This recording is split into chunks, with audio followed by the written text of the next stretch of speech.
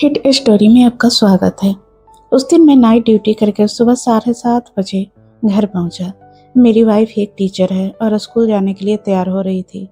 मैं जाते ही उससे लिपट गया। मैं प्यार करने के मूड में था, लेकिन वो मुझे धक्के देकर स्कूल जाने लगी। मैंने उसे बहुत रोका, मगर वो 8 बजे वो घर से निकल गई। मैं अपना मन मारकर नहाने चला गया। नहाकर फ्रेश हो गया और रोज की तरह सोने की तैयारी करने लगा। मन में सोच आ रहा था, आज प्यार करने को मिल जाता तो शायद अच्छा रहता। तभी अचानक दरवाजे पर दस्तक हुई तो मैं चौंक गया। बड़ी गहरी नींद आ रही थी। मैं परेशान था कि इस वक्त कौन आया होगा। मैंने दरवाजा खोला तो सामने एक औरत खड़ी थी। करीब 25 साल की उम्र की एक देहाती औरत को देखकर मैंने सोचा शायद कोई मांगने वाली है। क्या चाहिए, मैंने पूछा। मेरा भाई काम पर आया बाबूजी, वो बोली। कौन भाई? मुझे गुस्से आ रहा था। मेरा भाई राजू बाबूजी, मीठी सी आवाज में वो बोली। राजू खेलता? मैंने उसे ऊपर से नीचे तक देखते हुए पूछा। उन दिनों हमारे घर में कंस्ट्रक्शन का काम चल रहा था और राजू एक बेलदार का नाम था। राजू हमारे बिल्डिंग ठेकेदार ललन का साला था। यानी मेरे सामने खड़ी औरत ललन की बीवी थी। जी बाबूजी, राजू बेलदार मेरा भाई है। कल रात से घर नहीं आया तो मैंने सोचा कि आपके यहाँ देख लूं। वो बड़ी प्यारी मुस्कुराहट के साथ बोली। मुझे उसकी मुस्कुराहट बड़ी सुंदर लगी। मैंने उसे अंदर आने के लिए कहा तो वह अंदर आकर नीचे जमीन पर बैठने लगी। मैंने कहा, अरे नीचे नहीं, सोफे पर बैठो। वो शर्माती हुई सोफे पर बैठ गई। मैं सामने के बेड पर बैठ गया। राजू तो कल शाम को 5 बजे चला गया था और सुबह से नहीं आया।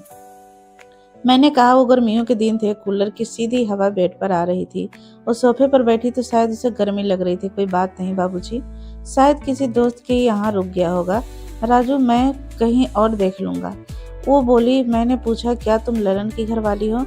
उसने हाँ में गर्दन हिला दिया, बिल्कुल बच्चों की तरह। क्या नाम है तुम्हारा? मैंने बातों को सिलसिला आगे बढ़ाया। आरती कहकर वो शर्मा गई।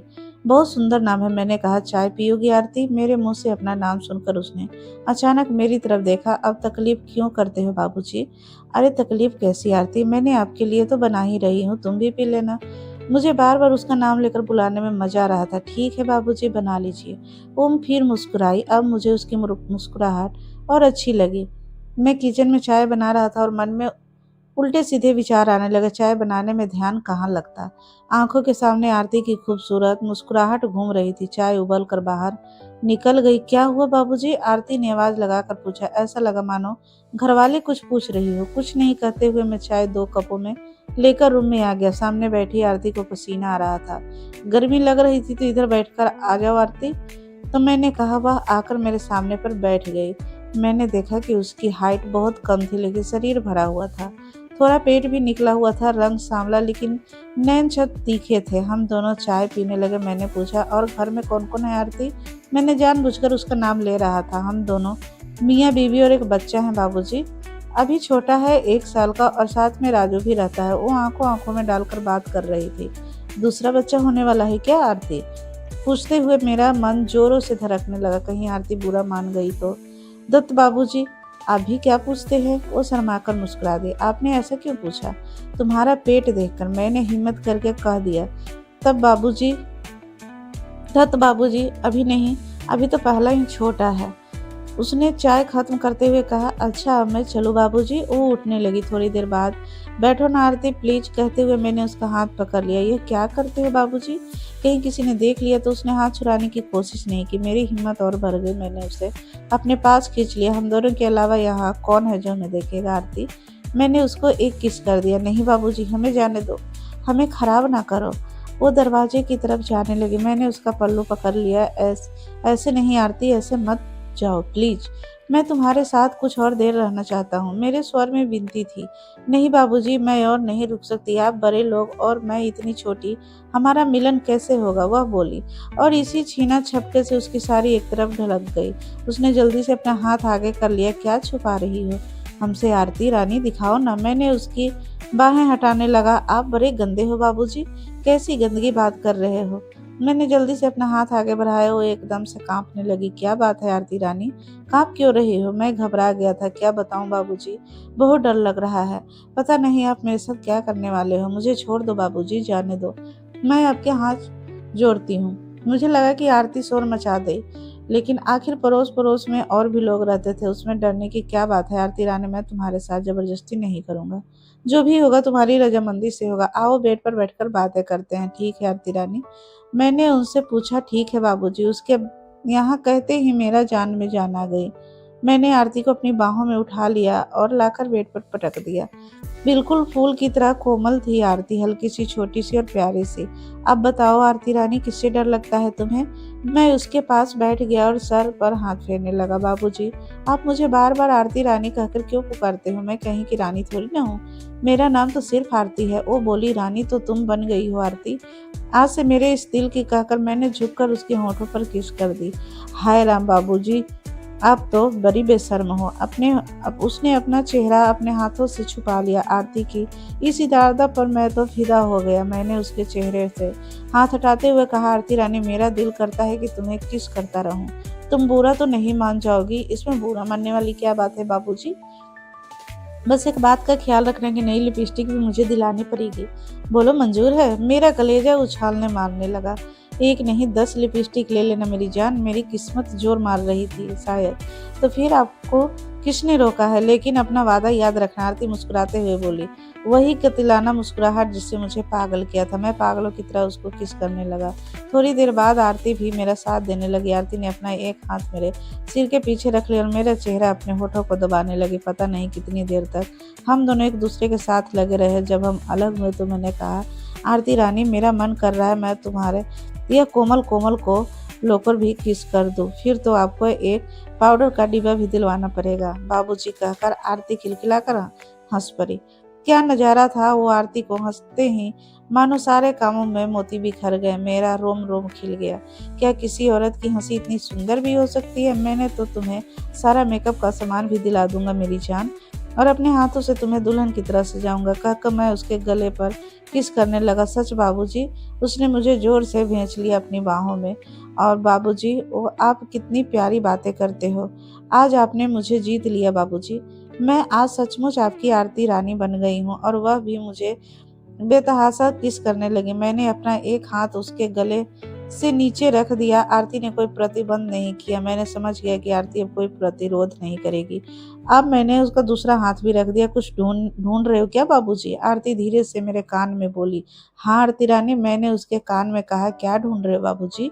क्या मैं आपकी पूरी मदद करूं? आरती ने किस करते हुए कहा। हाँ आरती रानी, मेरी मदद करो ना। मेरा दिल तुम्हारे अंदर कहीं खो गया है, उसे ढूंढने में मेरी मदद करो। मेरा दिल बेकाबू हो रहा था। अगर आपका दिल मेरे अंदर खो गया है तो इसे ऊपर से टटोलने से थोड़ी मिलेगी बाबूजी। जरा अंदर कोशिश करो। फिर वही शरारती मुस्कुराहट। वाह आरती रानी, तुमने तो मेरे दिल की बात कह दी। ठीक है, मैं अपना दिल अंदर ढूंढता हूँ। इतना कहकर मैंने अपना हाथ घुमा दिया। मैंने दोनों कंधों के अच्छे से पकड़ा। क्या हुआ बाबूजी, दिल मिला या नहीं? आरती आंखें बंद की और बोली, नहीं मिला मेरी जान, अब क्या करूँ? आरती रानी, मैंने उसका कंधा जोर से दबा दिया। बाबूजी, ये क्या करते हो? अगर नहीं मिल रहा है तो इसे कंधा दबाने से थोड़ी मिल जाएगा।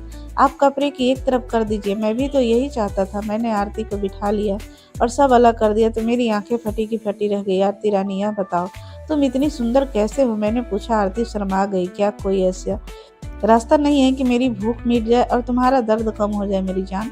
मैंने अपने दिल की बात कह दी। मैं समझ गई बाबूजी, अब क्या कहना चाहते हो। मुझे मालूम था कि आपका दिल मुझ पर आ चुका है। मैं आरती के नज़दीक आ गया। आरती मस्ती में बड़बड़ा रही थी। हाँ बाबूजी, प्यार से। बाबूजी, आप कितनी अच्छी तरह काम करते हो।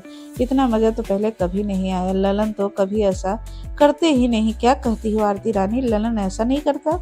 बोला, ऐसा कौन सा मर्द होगा जो यह काम छोड़ देगा? सच कहा बाबूजी, आपने कोई मर्द नहीं छोड़ेगा। लेकिन ललन मर्द कहाँ है? तो ना मर्द है।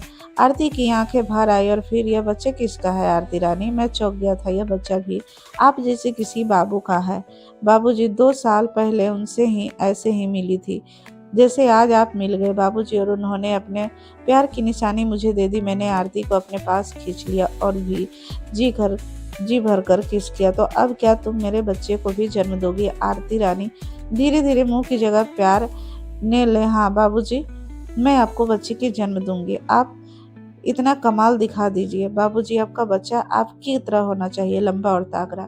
सच आरती रानी, मुझे तो विश्वास नहीं हो रहा है कि तुम मेरे बच्चे को जन्म देगी। मेरा दिल मेरे मुंह को आ रहा था। इसमें विश्वास ना करने वाली कौन सी बात है बाबूजी। अब मैं आपके एक बच्चे की भीख मांग रही हूँ। अब प्लीज बाबूजी मुझे एक बच्चे की भीख दे दीजिए। आरती गिड़गिड़ाने लगी। आरती रानी, इसमें भीख मांगने वाली कोई बात नहीं है। मैं तो खुद चाहता हूँ कि मेरा भी एक बच्चा, और तुम्हें मुझे बच्चे का सुख देना चाहती हो मेरी जान। तो बाबूजी फिर देर किस बात की, मैं तैयार खड़ी हूँ बाबूजी, आओ। आरती को काफी जल्दी था, और अभी तुम पूरी तरह तैयार कहाँ हो आरती रानी, यह घबरा रही तो है। तभी तो मैंने अपना काम कर सकता हूँ ना, मैं मजे ले रहा था बाबूजी, आपको किसने रोका है। और नहीं तो यह लो, मैं खुद ही हटा देती हूँ। कहते हुए आरती ने एक तरफ हटा दिया। मेरी आरती मेरे सामने खड़ी थी, कितनी सुंदर दिख रही थी। मैंने भी आरती को उठाकर लिया और आरती रानी, आज मैं तुम्हारी मनोकामना पूरी करूंगा, तुम्हारी सारी प्यास बुझा दूंगा। कहते हुए मैंने आरती को बिस्तर पर फेंक दिया और खुद गिर गया उसकी तरफ। मैं उसे किस करते करते अपना काम करने लगा, वो भी मेरा पूरा साथ दे रही थी। बहुत देर तक हम दोनों खेल खेलते रहे, फिर एकदम से एक तरफ जोर से चिल्लाते हुए गिर पड़ा। हम दोनों की सांसें तेज थी, एक दूसरे को देखकर हम दोनों मुस्कुरा दिए। फिर मैंने बड़े गहरे पर नजर डाली तो देखा कि 1 बज चुके थे। हमने जल्दी से हाथ मुंह धोया और आरती के जाने के लिए बोल दिया। आरती ने कहा, बाबूजी कल सुबह वक्त पर आ जाऊंगी। मैंने मुस्कुराते हुए हाँ में सिर हिला दिया। कुछ देर बाद पत्नी आ गई, वो अपने काम में लग गई। मैं खाना खाने के बाद कुछ देर के लिए सो गया। शाम को उठकर काम पर चला गया। पूरी रात सुबह के इंतजार में निकल गई, यह सोचकर कि आज क्या करूंगा और आरती रानी कब मुझे वापस की खुशी देगी। सुबह होते ही मैं घर पहुंचा। मेरी पत्नी स्कूल के लिए निकल गई। मैं भी जल्दी से नहाकर तैयार हो गया। आरती भी आ चुकी थी। हम जल्दी से अपने खेल में डूब गए। बहुत दिनों तक यह सिलसिला चला। फिर एक दिन आरती ने बताया कि वह माँ बनने वाली है। मेरी खुशी का तो ठिकाना ही नहीं था। यह खुशी और दुगनी हो जाती अगर यह बच्चा मुझे मेरी पत्नी से मिला होता, लेकिन कोई बात नहीं, बाप तो बन गया। दोस्तों, कहानी कैसी लगी हो कमेंट बॉक्स में जरूर बताएं, और अगर अच्छी लगी हो तो लाइक करें और हाइप जरूर करें, और दोस्तों के साथ शेयर करें। फिर मिलते हैं कोई नई कहानी के साथ।